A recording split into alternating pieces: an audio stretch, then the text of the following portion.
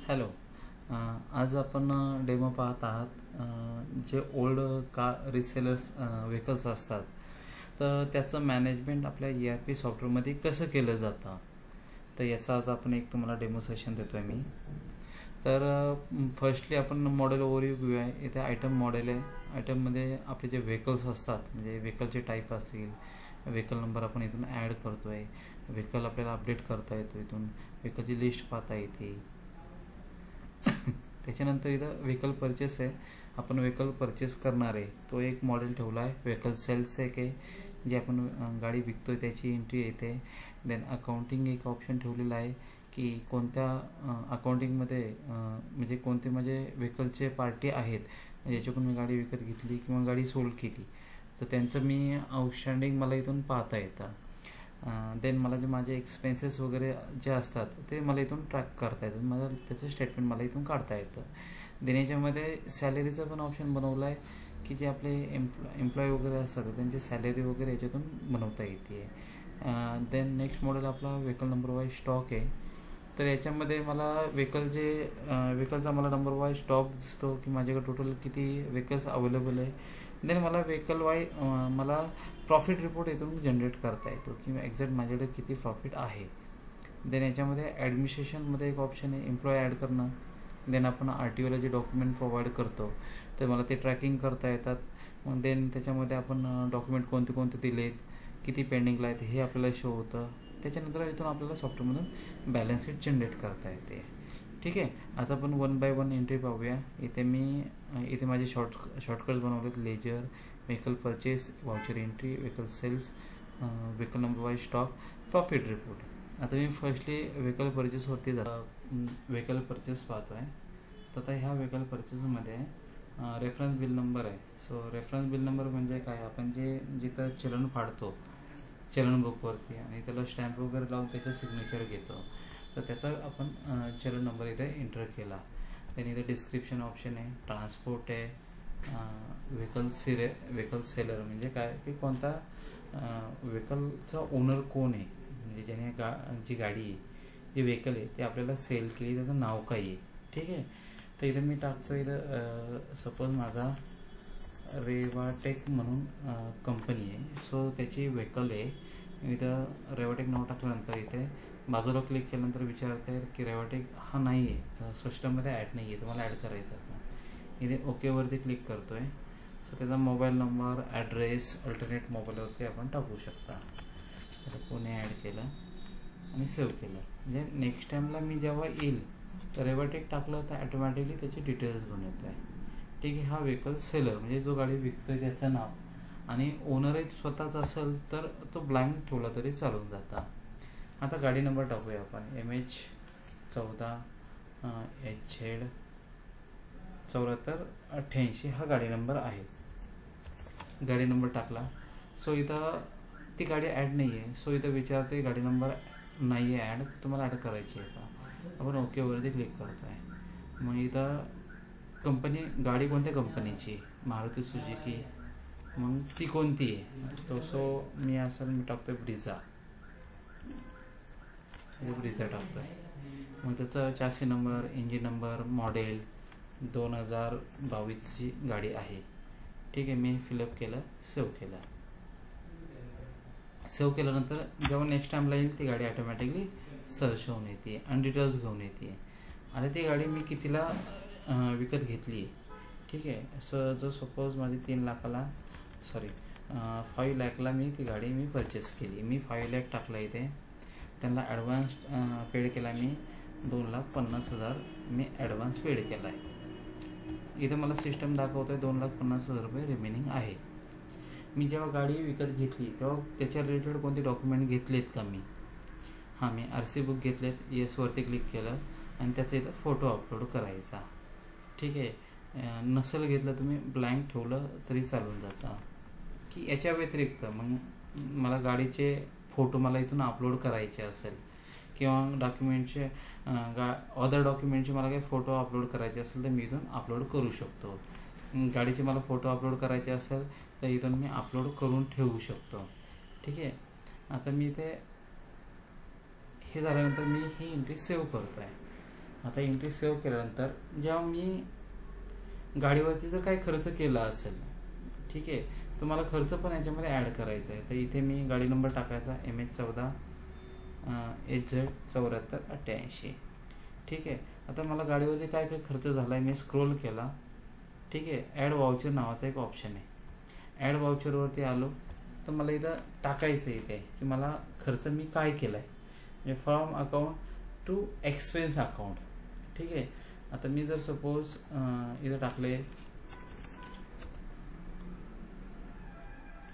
Cash account टाकला, मी कॅशमधून खर्च केला आहे. तर कशासाठी केला आहे, मी डिझेलसाठी केला आहे. ठीक आहे. म्हणजे डिझेल टाकला मी, किती गेला, 25 रुपये गेले. कशासाठी, ट्रान्सपोर्ट मुंबई टू पुणे हे मी ॲड करतो इथे. ठीक आहे. ॲड केल्यानंतर अजून माझा जो काही खर्च असेल, सो माझं पुन्हा मी कॅशमध्ये काय खर्च केला आहे, सो इथं मी एक्सपेन्स अकाउंट मी टाकतो इथं. जर सपोज मला पेंटिंग टाकायचं पण तो सर्च नाही झाला किंवा दुसरे कोणते अकाउंट सर्च नाही होत, आता मला नवीन अकाउंट ॲड करायचं असेल ते मी ते ॲड अकाउंट नावाचा ऑप्शन आहे. इथं ॲड अकाउंटला मी ते टाकतोय पेंटिंग. इथं ॲड अकाउंटला आलं पेंटिंग आणि मला इथं इनडायरेक्ट एक्सपेन्सेस म्हणून मी ॲड करतो इथे सेव्ह केला. माझा हा ॲड झाला आहे. मी आता चेक करतोय, पेंटिंग माझा ॲड झाला आहे. ठीक आहे. आता मला इथं पुन्हा ॲड झाला आहे, इथे ॲड अकाउंटला पण एक्सपेन्स अकाउंट ॲड करतोय. मी पुन्हा ॲड वाउचरला जातोय.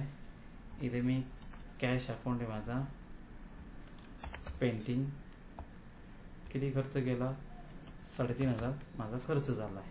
नॅरेशन टाकलं, मी कोणाकडून मी पेंटिंग केली असेल किंवा काही पण मी नॅरेशन टाकू शकतो. ठीक आहे. मी इथं टाकतोय साई पेंटिंग आणि सेव्ह करतोय.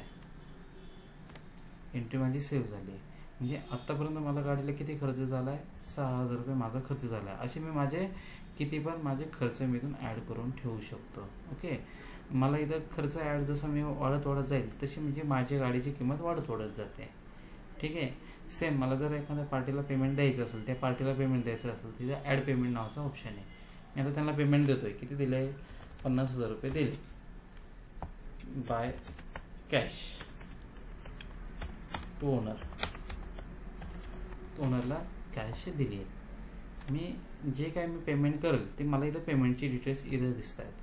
जसं मी पेमेंट देईल तसं इथून रिमेनिंग अमाऊंटमधून कमी होत जाईल. हे झालं माझं परचेस. आता मला स्टॉक बघायचा आहे. इथे व्हेकल नंबर वाईज स्टॉकमध्ये आलो.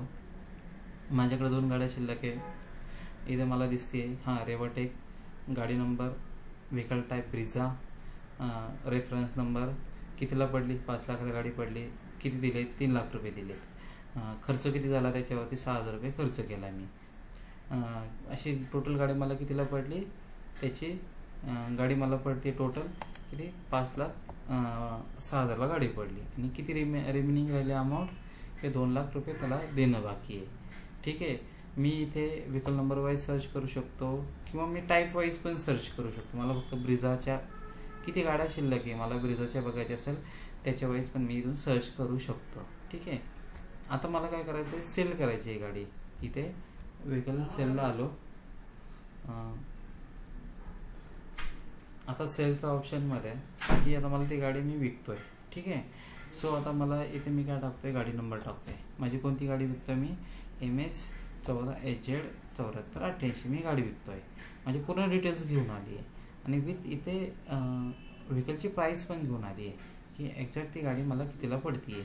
सो मी गाडी कोणाला विकतोय त्याचं मी नाव टाकतोय. मी जर सपोज प्रशांत सईद त्याला विकतोय. इथं कस्टमर ॲड नाही आहे. ओकेवरती क्लिक केलं, याचा मोबाईल नंबर टाकला, ॲड्रेस टाकला, पंचर सेव्ह केलं इथे. ठीक आहे. जेव्हा मी नेक्स्ट टाइमला येईल इथं सपोज प्रशांत टाकलं, तो ऑटोमॅटिकली सर्च होऊन येतो आहे. ठीक आहे. आता हे कोणत्या RTOच्या अगेन्स्ट मी गाडी विकली आहे. ठीक आहे. RTO डेट मी डॉक्युमेंट कधी पाठवलेत, एजंट कोण आहे, सपोज रेवाटेक किंवा अदरवाईज सचिन किंवा ब्रह्मसेन हा माझा एजंट आहे. मी एजंटला मी कमिशन देत असेल तिथं एजंटने मी मेन्शन केले. कितीला गाडी विकली मी? 7 लाखाला गाडी विकली आहे. ठीक आहे. त्याचे इन्शुरन्स अमाऊंट मी त्याच्या व्यतिरिक्त घेतो आहे का, किंवा ट्रान्सफर अमाऊंट त्याच्या व्यतिरिक्त घेतो आहे का, मी हे ॲड करून ठेवतो आहे. आणि इथं मी सेव्हचा ऑप्शन ठेवला आहे. ठीक आहे. देन इथं त्याला डॉक्युमेंट कोणते कोणते दिलेत? येस, RC बुक दिलेत, फोटो अपलोड करून ठेवायचे. मी त्याला कोणते कोणते डॉक्युमेंट दिले मी इथं सेव्ह करून ठेवला. ठीक आहे. इथं रेफरन्स पावती नंबर म्हणजे जे आपला व्यवहार झाला त्याचा चलनचा नंबर इथे सेव्ह केला आहे. ठीक आहे. आता गाडी नंबर ॲड झाली. आता मला त्या गाडीचं पेमेंट जर येणार असेल, आता मला पेमेंट नंतरून येतं, सो मी इथं गाडी नंबर टाकला, पेमेंटची एंट्री जर मला मारायची असेल ते इथे बघा, इथे आपण ॲड रिसिप्टचा ऑप्शन आहे. सपोज मला इथं कॅश पेमेंट आलं, चेक आलं, RTGS आलं, NFT आलं, किंवा फायनान्स जर ते गाडीवरती फायनान्स असेल आणि त्या फायनान्स थ्रू पेमेंट जर येणार असेल तर तो एक ऑप्शन आहे, गुगल पे, फोनपे, पेटीएम. आता मला यांनी काय कॅश पेमेंट केले, किती केले बाबा? 2 लाख कॅश केले. नॅरेशन टाकलं बाय प्रशांतने मला कॅश पेमेंट दिले. आणि राहिलेलं पेमेंट तो कधी देणार आहे? तो देतोय तर 5 दिवसांनी देतोय. पण नंबर ऑफ डेज रिमाइंडरसाठी 5 डेज आपण सेट करून ठेवला. माझी वाउचर ॲड झाली. इथे मला ते शो होत आहे की बाबा सॉरी हे 20,000ची एंट्री झाली आहे. ठीक आहे. मला जर याच्यामध्ये डिलीट करायची असेल तर इथून जाऊन मी डिलीट करू शकतो. म्हणजे इन शॉर्ट 6,80,000ची माझी एंट्री झाली आहे. ठीक आहे. मला पुन्हा पेमेंट जर येणार असेल इथं गुगल पेला इथे माझे बँक आहेत. आता इथं माझी बँक ॲड नाही आहे. ठीक आहे. मला बँक ॲड करायची असेल, सेम प्रोसेस आपण मगाशी पाहिलं की इथे आलो आपण कोणते HDFC बँक ॲड अकाउंटला गेलो आपण. इथे HDFC बँक इथं बँक अकाउंट आलं. इथे मी सिलेक्ट केलं, सेव्ह केलं. ठीक आहे. इथे सेव्ह केल्यानंतर मला इथं रिफ्रेश केला. सो मला इथं आता पेमेंट ॲड रिसिप्टला आलो. सो गुगल पे HDFC बँक आली माझी. ठीक आहे. मला HDFC बँकेत पेमेंट आलेत माझे. किती आलेत माझे? जर सपोज 80,000 आलेत, म्हणजे टोटल मिळून 80,000 माझे 1 लाख पेमेंट आलेत. आता नॅरेशनमध्ये टाकलं की UTR नंबर हे मी सेव्ह केलं. ठीक आहे. म्हणजे इन शॉर्ट माझे 6 लाख माझे रिमेनिंग राहिलेत. आता मला हे जर फायनान्सने येणार असेल तर मला सेम फायनान्स ॲड करावा लागणार. कोणता? चोला फायनान्स.